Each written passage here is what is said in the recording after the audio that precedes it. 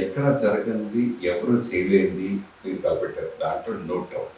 ఒక సినిమా జర్నలిస్ట్‌గా మా గంగాధర్ శాస్త్రిగా మాకు పరిచయమైన గంగాధర్ గారు, ఆ తర్వాత ఓ సింగర్‌గా, ఓ ఘంటసాల అంతటి గొప్ప గాయకుడు అవుతారు అనుకున్నాం. సరదాగా మీరు తరచూ మా ప్రెస్ మీట్‌లో గానీ, కలిసినప్పుడు గానీ, షూటింగ్‌కి వెళ్ళినప్పుడు గానీ, ఘంటసాల గారు పాటలు పాడుతున్న సరదా ఆ పాటలు మేము ఎంజాయ్ చేస్తూ అట్లా బోలెడు కళ్ళ ముందు మీరు పాటలు పాడి మేము పెరిగామనుకోవచ్చు అట్లా.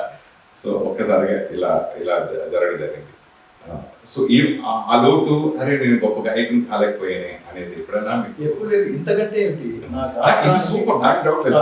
నేను దీనికి సరైన సమాధానం చెప్తాను. మీరు ఏ సినిమా పాట అనేది తీసుకోండి, దానికి ఎక్స్పైరీ డేట్ ఉంటుంది.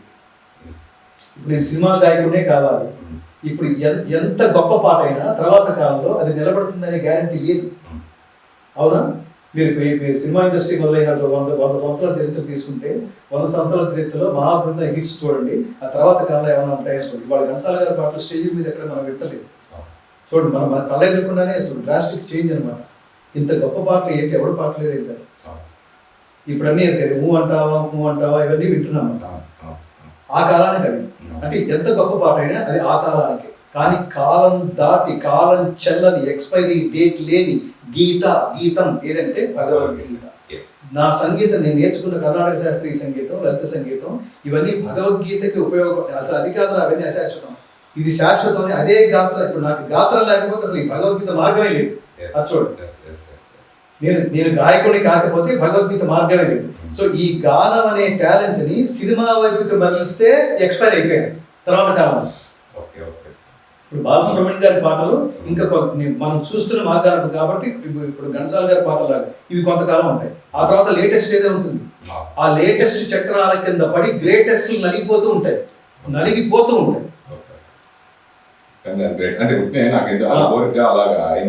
నాకు ఎప్పుడు అది భగవద్గీతలో రాకముందు ఉండేది. ఏ సినిమాలో నేను 150 పైచిలుకు సినిమాలో పాడడం, తెలుగు కన్నడ, నా చుట్టూతో ఇంతమంది ఉన్నారు, నా పాటలు వేదిక మీద వింటున్నారు,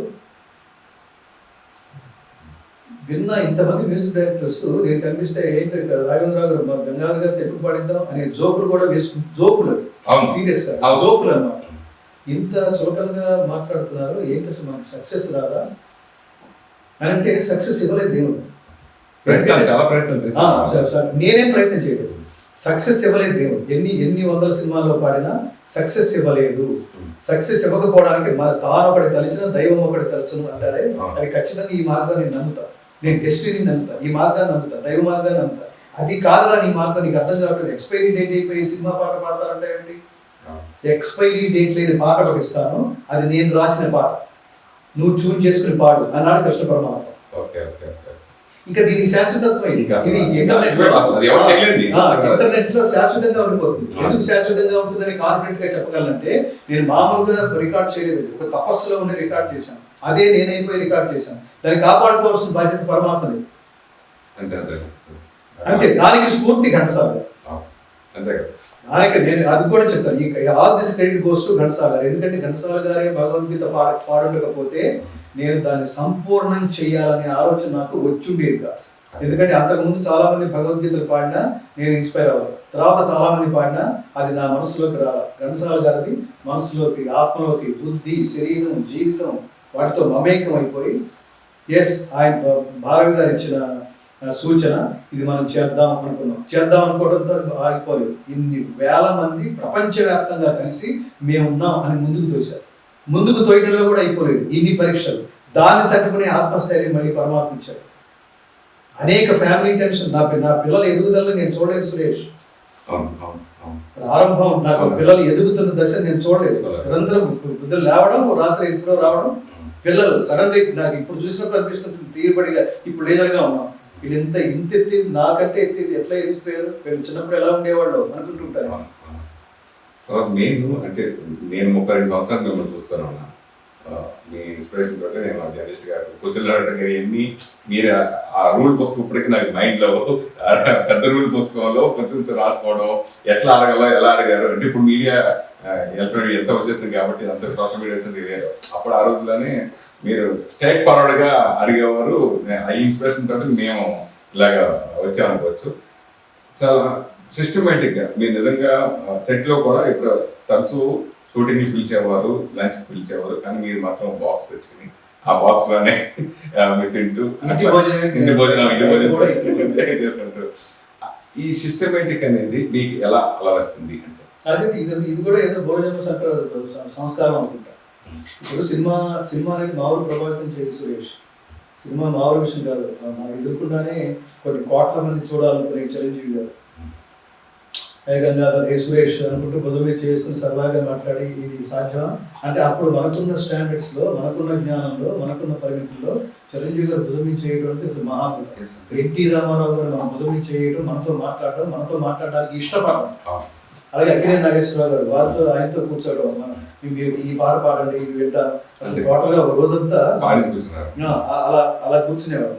ఇది చిన్న విషయం కాదు. ఆ ప్రభావానికి లోనయ్యి నేను సినిమా ఇండస్ట్రీ తాలూకు అలవాట్లన్నీ నేర్చేసుకుని ఉన్నాను అనుకో, అదేమిటో తెలియదు, అలా అయిపోయాను అనుకో, అసలు ఈ మార్గంలో కూర్చునేవాడు కాదు. అంత బలమైన ప్రభావం చూపించగలిగే ఇండస్ట్రీలో, అలాంటి బలమైన బలహీనతలు కూడా కనిపించే ఇండస్ట్రీలో అది ఎందుకు నా మీద ప్రభావితం చేయలేదు? ఇష్టపడేవాడు కాదు. వాసన చూడడం కూడా నాకు నచ్చేది కాదు. 8 గంటలు దాటిన తర్వాత ప్రెస్ మీట్లో ఉండేవాడు కాదు, నోట్ చేసుకుని వెళ్ళిపోవడం. అది ఇంత బలంగా ఈ ఆత్మ అంటే ఈ జీవం తర్వాత ఈ జీవితం అది ఇది శరీరం, దీని నేచర్ అంత బలంగా ఎందుకుంది అంటే అది నేను నమ్ముతా. త్రివిధా భవతి శ్రద్ధ దేహినాం సా స్వభావజ. ఎప్పుడో ఎన్నో జన్మలు చేసుకున్న పుణ్యకర్మ ఫలితం అలా ఉంటుంది. నేను ఆ మార్గంలోకి నువ్వు ట్రై చేసినా నడవని. నన్ను యాక్టింగ్ కూడా చేయమని ఆ రోజుల్లో మనకు 2-3 సినిమాల్లో ఏదో జర్నలిస్ట్ క్యారెక్టర్స్ ఇలా మనందరికి ఇస్తారు కదా, ఆ పిచ్చి కనుక స్టార్ట్ అయింది అనుకో నాకు ఇది వదిలేస్తా. నన్ను అట్లా అడిగినా, నన్ను హీరోగా పెట్టి సినిమా తీద్దామని ఒకటి ప్రయత్నించిన, ఇంకొకటి సినిమాలో గెస్ట్ క్యారెక్టర్స్ నాకు మీరుండాలి అన్న, వద్దులేండి అసలు నాకు ఇది నాకు మార్గమే కాదు, ఇది నా మార్గం సంగీతం, నా మార్గం సంగీతం, జర్నలిజం కూడా కాదు అని చెప్పేవాడిని. అందుకని నా ఇంటి పేరు ఘంటసాల స్వరసౌధం అని పెట్టుకున్నాను. జర్నలిజంలో నేను తర్వాత కొంత సంస్కృతి ఉండేది. అంటే ధనాన్ని ఈ ఇండస్ట్రీలో ఉంటూ ప్రొడ్యూసర్ నుంచో ఆర్టిస్ట్ నుంచో ఇంకో రకంగానో ధనాన్ని ఆర్జించడం ఎలా అనే థాట్ అసలు నేను చాలా దూరంగా ఉండేవాడిని. ఎక్కడో మీరు ఫస్ట్ నుంచి తారతమ్యం ఉండేది. ఒక పెద్ద హీరోదే మనం స్పెషల్ గా చేయాలి అని చిన్నవాళ్ళు కూడా ఎంకరేజ్ చేస్తూ రాసింది ఇష్టపడారు, బాగా ఎక్కువ రాశారు. అది ఎందుకు నా లైఫ్ నా మెమరబుల్. నేను ఫస్ట్ చేసిన రాంబంటో సినిమాలో ఆ క్యారెక్టర్ ఫస్ట్ టైం ఫోటో వేసి దాని మీద ఫోటో స్టోరీ రాశాను. నేను బాగా గుర్తుపెట్టుకున్నా, దాచిపెట్టుకున్నా, నా లైఫ్ లో మర్చిపోలేను. అట్లా ఎంతో మందికి ఎంకరేజ్మెంట్, మీరు జర్నలిస్ట్ గా కూడా ఎంతో మందికి ఎంకరేజ్మెంట్ చేశారు. ఇదంతా కూడా అదేదో జన్మ సంస్కారమే, నా ప్రయత్నం కాదు. నాకు ఆశ్చర్యం వస్తుంది, మా నాన్నగారు సిగరెట్లు తాగేవాడు, మరి ఆ ప్రభావం నా మీద పడలేదు. అది ఎందుకో తెలియదు. నాన్న చూసి నేను కూడా ఇంతకంటే బెటర్ గా సిగరెట్లు కాల్చిపోయేలా అని ట్రై చేయాలి కదా, మరి అది ఎందుకు రాలేదంతే. నా చుట్టూతా ఈ లిక్కర్ బ్యాచ్ ఉండేవాడు. జర్నలిజంలో కూడా ఇది ఉన్నవాడు ఉన్నారు. ఎందుకని కసే కూర్చో గంగా అని మాట్లాడేవాడు ఉన్నారు. అది ఎందుకు మరి నాకు ఆ థాట్ ఎందుకు రాలేదు అంటే ఏదో సంస్కారం. అంటే మనకి తెలియకుండానే మన జీవలక్షణంలో దాన్ని భాగం చేసి మనని ఇటు తీసుకువెళ్ళటానికి, భగవద్గీత మార్గం వైపు తీసుకువెళ్ళడానికి చిన్నప్పటి నుంచే అనేక రూపాల్లో బీజం పడుతూ వస్తుంది. నేను గుర్తించకుండానే మా అమ్మ నాన్న నన్ను సంస్కృతం డిగ్రీ వరకు సంస్కృతం నేర్పించడం, ఎందుకు నేర్పించారో తెలియదు. వాళ్ళ భయం వల్ల, నేను వాళ్ళ గౌరవం వల్ల నేను సంస్కృతం నేర్చుకున్నాను. శ్లోకాలు స్తోత్రాలు మా అమ్మ నేర్పించింది, ఎందుకో తెలియదు. నేను హైదరాబాద్ వచ్చిన తర్వాత కర్ణాటక శాస్త్రీయ సంగీతం, త్యాగరాజ ప్రభుత్వ సంగీత నృత్య కళాశాలలో నేర్చుకున్నాను. నాకు చాలా గొప్ప గురువు శ్రీరంగం గోపాలరత్న అనే మహాతల్లి, అలాగే మన జేడి చక్రవర్తి గారి అమ్మగారు, తర్వాత వాసా పద్మనాభం గారు, లలిత హరిప్రియ గారు. సో వీళ్ళందరూ అంత గొప్ప వాళ్ళ సాంగత్యంలో నేను క్లాసికల్ సంగీతం నేర్చుకుని ఏం చేయాలని తెలియదు నాకు. శంకరాభరణం మోజులో పడి హైదరాబాద్ వచ్చి నేను సంగీతం నేర్చుకున్నాను. ఇది భగవద్గీత మొత్తం నేను కంపోజ్ చేసుకునేందుకు దేవుడు ఏదో సన్నాహాలు చేస్తున్నా, నాది నాకు తెలియదు. ఇప్పుడు ఆలోచిస్తుంటే ఇవన్నీ కదా. అప్పుడు నేను భగవద్గీత పాడడానికి రికార్డింగ్ థియేటర్లో మైక్ ముందుకు వెళ్ళినప్పుడు అది చూసి కట్వంల లవణాత్యుష్ణ తీక్ష్ణ రూక్ష విదాహిన ఆహార రాజసస్యేష్టా దుఃఖ శోకామయ ప్రదా అని పాడగలిగాను. కట్వంలో లవణాత్యుష్ణ తీక్ష్ణ రూక్ష విదాహిన. నేను సడన్ గా గాయకుడిగా వెళ్తే ఇది నేను అసలు పాడే అవకాశం లేదు. అది నోరు ఎప్పటికీ తిరగాలి. అది అవునవునవును ఆ పదాలు స్థానే స్థానే ఋషికేశ తవ ప్రకీర్త్యా జగత్ ప్రహర్ష్యత్యనురజ్య తేజ రక్షాంసి భీతాని దిశోద్రవంతి సర్వే నమస్యంతి చ సిద్ధ సంఘా. రాక్షసులు భీతిచే దిగంతములకు పరుగుడిచుండగా తపోయోగ మంత్ర సిద్ధులు నీకు నమస్కరించుతున్నారు. ఓ పరమాత్మ, నీవు బ్రహ్మకే మూలకారకుడవు, మరి సిద్ధులు నీకు నమస్కరించక ఎట్లుందు?